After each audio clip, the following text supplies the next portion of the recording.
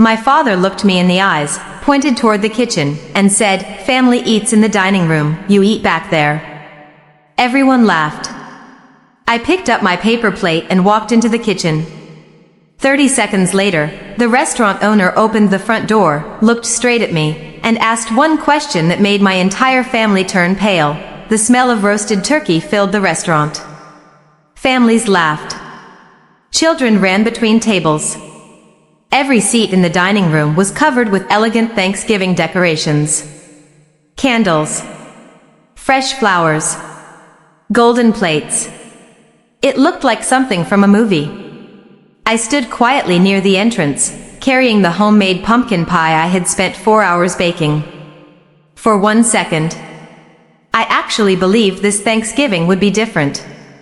Maybe, just maybe, my father had finally decided to treat me like family. I was wrong. The moment I walked toward the table, my older sister, Ashley, looked at me and sighed.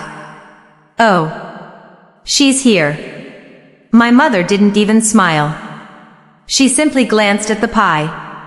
"You actually brought something?" I forced a small smile. "I thought everyone might enjoy." Ashley interrupted. "We already ordered desserts." Nobody thanked me. Nobody hugged me. Nobody even wished me a happy Thanksgiving. Then my father, Richard Carter, looked at the crowded table. He frowned. "There aren't enough seats." For a second, I thought someone would offer me theirs. No one moved. Instead, my father pointed toward the kitchen. "Emma, family eats out here." He paused, then smiled politely, as if what he was about to say was completely normal. "You can eat in the kitchen." The words hit harder than I expected. Ashley laughed softly. "I mean, someone has to stay back there in case we need anything." A few relatives chuckled. One of my cousins avoided looking at me. I looked around the table. 20 people. Not one person said, "She can sit here." Not one. I nodded. Quietly. "I understand." I picked up a paper plate, placed one slice of turkey on it, a spoonful of mashed potatoes, some green beans. No wine. No candles. No conversation. Just leftovers. Before dinner had even started, I carried my plate into the small restaurant kitchen. The sounds of laughter from the dining room echoed through the swinging door. Every laugh reminded me exactly where I belonged. Or at least, where my family believed I belonged. I sat on an old metal chair beside the sink. The kitchen lights buzzed softly above me. I stared at the paper plate, then whispered to myself, "Happy Thanksgiving, Emma."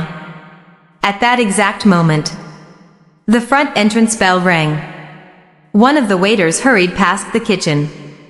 Then I heard someone say loudly, "Mr. Harrison is here." The entire dining room suddenly became silent. My father stood up so quickly his chair nearly tipped over. Ashley quickly fixed her hair. My mother straightened her jacket. They all rushed toward the entrance. Confused, I looked through the small kitchen window. An older man in a perfectly tailored navy suit had just walked inside. He didn't smile. He didn't shake anyone's hand. Instead, his eyes slowly scanned the restaurant, until they stopped on me. The older man stepped through the restaurant entrance with the calm confidence of someone who owned every room he entered. My father hurried toward him with both hands extended. "Mr. Harrison, what a surprise. Happy Thanksgiving." Richard Carter's voice had suddenly become warm, respectful, almost nervous. Ashley smiled brightly. "We've heard so much about you." My mother added quickly, "Please, let us get you the best table in the restaurant." But Mr. Harrison barely looked at them. His eyes remained fixed on the kitchen window. On me. The dining room grew quieter with every second. Then he asked a question that made my father blink in confusion. Why is Emma eating in the kitchen? My paper plate nearly slipped from my hands. My father forced a laugh. Oh, Emma is just helping us tonight. Mr. Harrison's expression didn't change. Helping? He took a slow step closer to the kitchen door. She's sitting alone beside a sink with a paper plate. No one answered. The entire restaurant seemed to hold its breath. My mother quickly stepped in. There wasn't enough space at the table. Mr. Harrison glanced at the dining room. 20 decorated seats. 2 empty chairs near the end. Then he looked back at my mother. I see. His voice was polite. Too polite. That was somehow worse.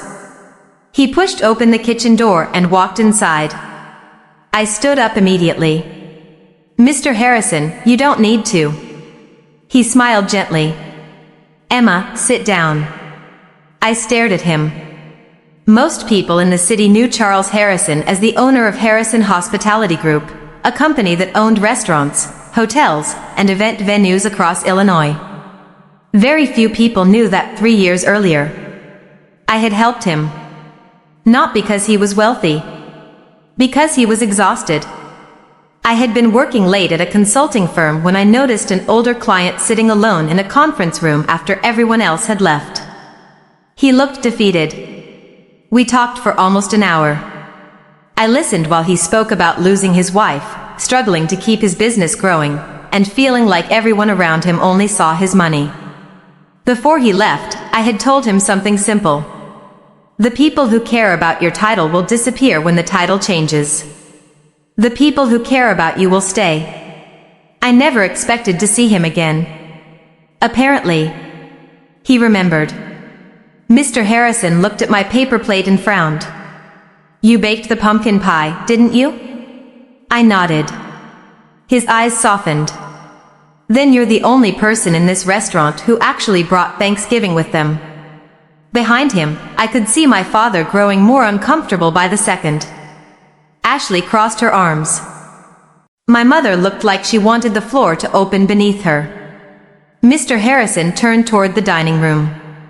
Then he said something that changed the atmosphere instantly. Richard, I accepted your invitation tonight because you told me you had a wonderful family. He paused. But wonderful families don't send their daughters to the kitchen.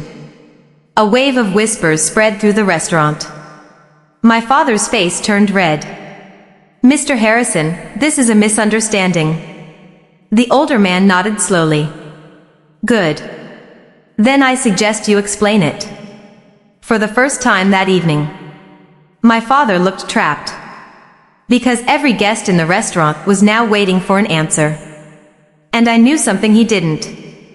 The answer was about to destroy the Thanksgiving dinner he had worked so hard to impress everyone with. The restaurant was completely silent. Every guest was staring at my father. Richard Carter cleared his throat and forced a smile. Mr. Harrison, I think this has been misunderstood. He laughed nervously. Emma actually prefers eating in the kitchen. I looked at him. For a second, I honestly wondered if he believed his own lie. Mr. Harrison didn't react. Instead, he asked calmly, Emma, is that true? 20 pairs of eyes turned toward me. My heart pounded. For 32 years, I had protected my family's reputation. Every insult, every humiliation, every holiday, I always smiled and stayed quiet. Tonight, something inside me finally broke. I looked directly at Mr. Harrison, then quietly answered, No. The single word echoed through the restaurant. My father's smile disappeared. Ashley immediately stepped forward. She's exaggerating. Emma is always so dramatic. My mother nodded quickly. She's sensitive. We never meant to hurt her. Mr. Harrison slowly folded his hands. Sensitive? He looked around the dining room, then pointed toward the beautifully decorated Thanksgiving table. Tell me, which one of you volunteered to eat beside the dishwasher? Nobody answered. He asked again. Anyone? Silence. Not one hand went up. Not one voice spoke. Because everyone knew. No one would ever accept that treatment. Except the person they believed didn't matter. Ashley crossed her arms. It's just one dinner. I smiled sadly. No. It's every dinner. The room became even quieter. I continued. My birthdays. I ate after everyone else. Christmas.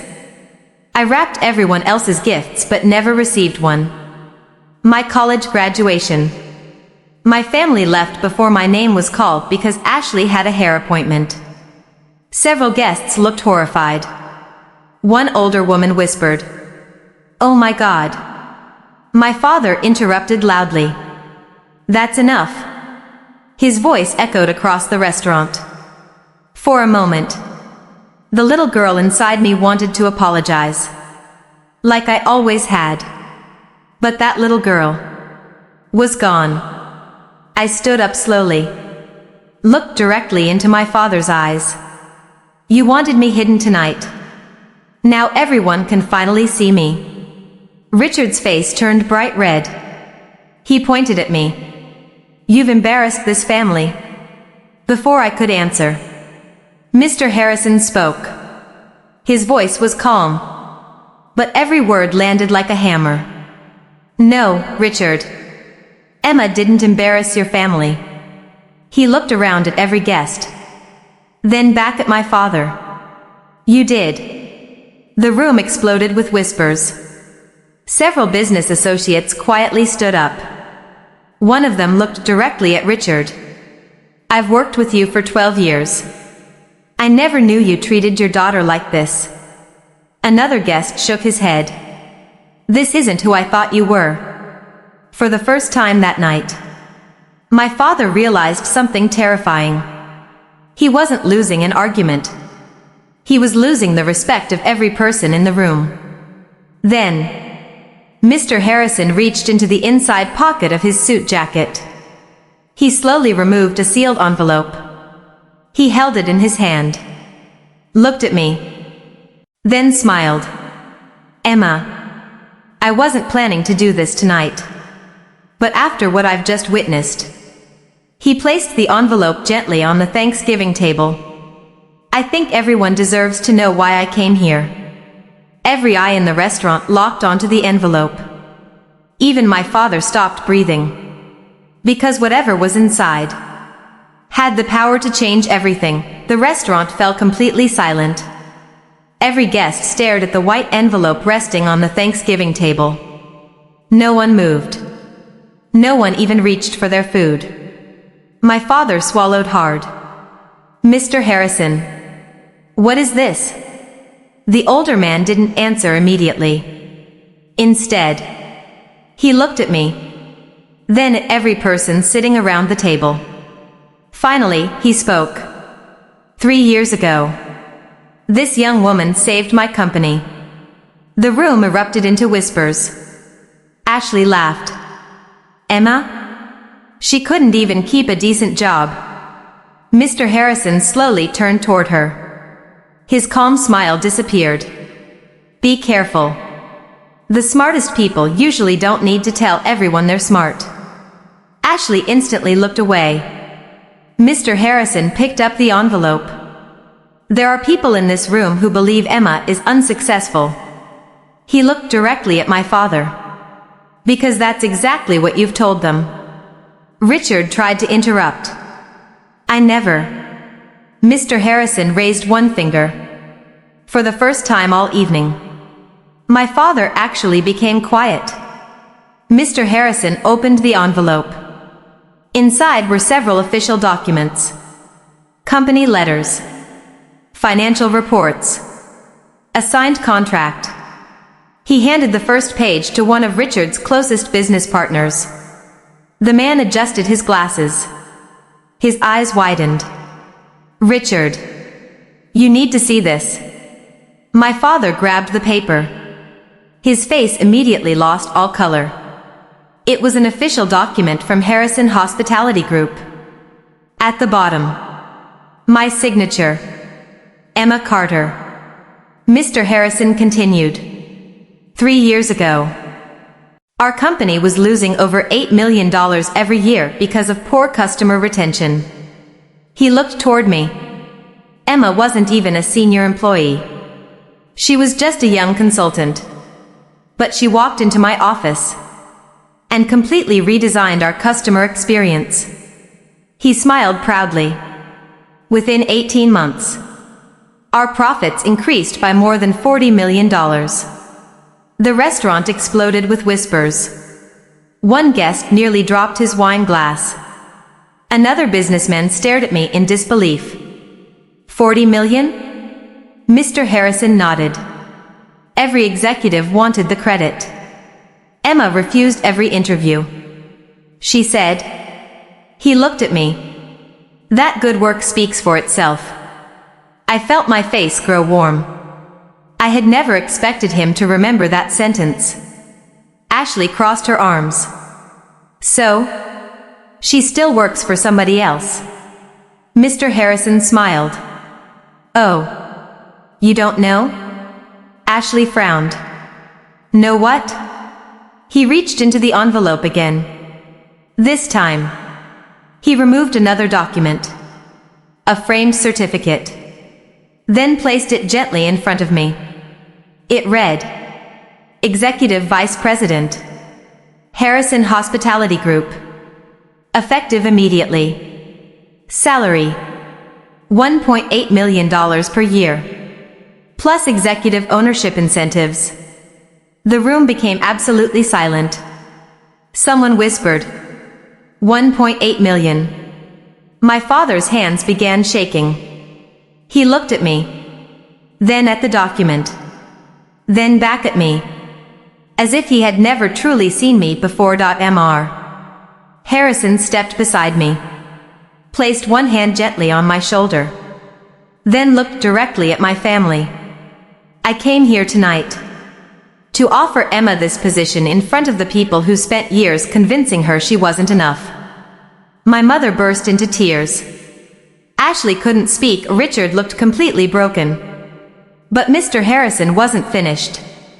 He looked at my father one final time and quietly said, Richard, the daughter you sent to eat in the kitchen is the woman who helped build the future of my company. No one in the restaurant could believe what they had just witnessed. And I realized, for the first time in my life, I didn't need my family's approval anymore. Because the world had already seen my worth, nobody spoke. Nobody even touched their Thanksgiving dinner. The roasted turkey sat untouched in the center of the table. Because everyone was looking at me. Or at the offer lying in front of me. Executive Vice President. $1.8 million a year. For 32 years. My family had called me a failure. And now, complete strangers were looking at me with admiration. My father slowly stood up. His hands were trembling. Emma. His voice cracked. I'm sorry. Those 2 words should have made me happy. They didn't. Because I had imagined hearing them thousands of times. Just not like this. Not after he had been exposed. Ashley suddenly burst into tears. I didn't know. I swear I didn't know. I looked at my sister. Then quietly asked, Didn't know what? She couldn't answer. Because the truth was simple. She hadn't cared enough to know. My mother stepped closer. She reached for my hand. I gently stepped back. The hurt on her face was real. But so was mine. Emma. We made mistakes. I smiled sadly. No. Mistakes happen once. This happened every holiday. She lowered her eyes. Mr. Harrison remained silent. He wasn't rescuing me anymore. He was letting me speak for myself.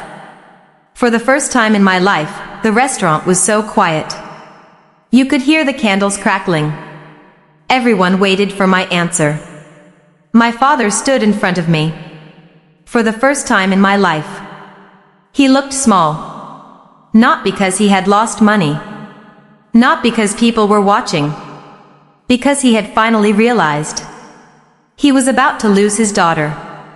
He slowly reached into his pocket. Pulled out a folded photograph. It was old. Faded. A picture of me when I was 6 years old. I was sitting on his shoulders at the county fair. Back when he still smiled when he looked at me. His hands shook as he stared at it. I don't know. When I stopped being your dad. The words hit everyone. Even Ashley began crying again. My mother covered her face. Several guests quietly looked away. I took a deep breath.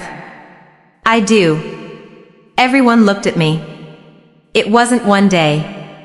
It wasn't one argument. It was thousands of little moments. I looked around the restaurant. The birthdays you forgot.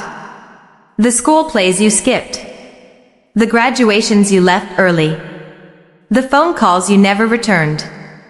The holidays where I was treated like a guest. Inside my own family. I smiled sadly. Love doesn't disappear overnight. It disappears one disappointment at a time. Nobody spoke. Ashley suddenly walked toward me. She was crying harder now. I'm sorry. I always thought Mom and Dad were right. I thought you just weren't trying. She looked completely broken. I never asked what you were going through. I looked at her. I know. She whispered. Can you forgive me? I didn't answer immediately. Because forgiveness isn't the same as trust. Finally, I nodded. One day, maybe. Ashley burst into tears. My mother stepped forward. Emma, please don't leave like this. I smiled gently. I'm not leaving because I hate you. I'm leaving because I finally love myself. Those words changed the room. Even Mr. Harrison lowered his head. As if he understood exactly what they meant, he handed me the executive contract one last time. Emma, the position is yours. But tonight, I want you to make one decision. Not as an executive. Not as an employee. As the woman you've become. I looked at the contract, then at my family. Then back at the dining room. For years, I had dreamed about sitting at that table. About being accepted. About finally belonging. Now, there was one empty chair waiting for me. My father slowly pulled it out. His voice barely above a whisper. Emma, please, sit with us. The entire restaurant held its breath. For 32 years, I had wanted to hear those words. But something had changed. I wasn't the little girl waiting to be invited anymore. I looked at the chair. Then quietly smiled. No. Nobody moved. I've spent my whole life waiting for a seat at your table. I picked up my coat. Then looked directly at my father. Now it's time to build my own. I turned toward the exit. Mr. Harrison smiled proudly. He walked beside me. Without saying another word. Behind us. No one tried to stop us. Because deep down, they knew. They already had point 1 year later. Thanksgiving arrived again. The leaves had turned golden. The air was cold. And for the first time in my life, I woke up excited for Thanksgiving. Not because I was going home. Because I finally had one. Harrison Hospitality Group had opened its newest flagship restaurant in downtown Chicago. The grand opening had been scheduled on Thanksgiving morning. More than 200 guests filled the ballroom. Business leaders, community volunteers, employees, their families. Every chair was occupied. Every table was beautifully decorated. But this time, I wasn't standing in the corner. I was standing on the stage. As Executive Vice President, Mr. Harrison smiled as he handed me the microphone. "I think they came to hear you." The audience applauded. I looked across the room. So many smiling faces. People who respected me. Not because they had to. Because they chose to, just before I began speaking. The event manager quietly walked over. "Ms. Carter, there are 4 people asking if they can come inside." I looked toward the glass entrance. My father, my mother, Ashley, and my younger cousin Ethan. They stood outside, holding no gifts, no flowers, just hope. I took a slow breath, then nodded. Let them in. The room became quiet as they entered. No one recognized them. They weren't important guests. They weren't investors. They were simply a family trying to fix what they had broken. My father walked toward me. He looked older. His hair had turned almost completely gray. His shoulders were no longer straight. Life had humbled him. He stopped a few feet away. "I'm not here to ask for money. I'm not here to ask for a job." He swallowed hard. "I'm here because I've missed my daughter every single day." There wasn't a dry eye in the room. My mother stepped forward. She held a small box. Inside was the old Thanksgiving name card that had once marked my place at our family table. Only this time, my name had been written in gold. She whispered, "I should have given this to you years ago." Tears filled my eyes. Not because of the card. Because she finally understood what it meant. Ashley looked at me. "I've spent the last year volunteering every weekend." I kept thinking, if I become a better person, maybe one day you'll believe I'm sorry. I smiled gently. "I already believe you're sorry." She burst into tears. I looked at my father. For a long moment, neither of us spoke. Then I walked toward him. The room held its breath. I wrapped my arms around him. He cried harder than I had ever seen. "I'm sorry, Emma. I failed you." I whispered. "I know. But today, I'm choosing peace. Not because they deserved it. Because I deserved it." I turned back toward the audience. Then looked at every employee in the room. Families. Children. Grandparents. Friends. I smiled. My father once told me, "Family eats in the dining room." The room became silent. I continued.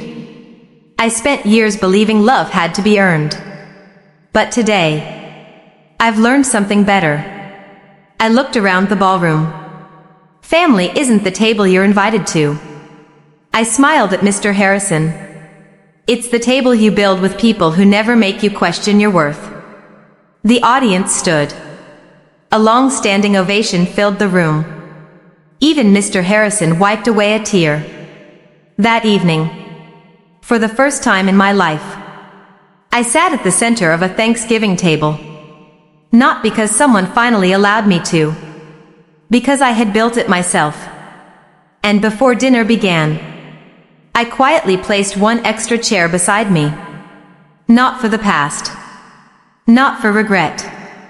But as a reminder that no child should ever have to earn a place at their own family's table. Sometimes the greatest revenge isn't making the people who hurt you suffer, it's building a life so full of love, respect, and peace that their rejection no longer defines you. Fade to black.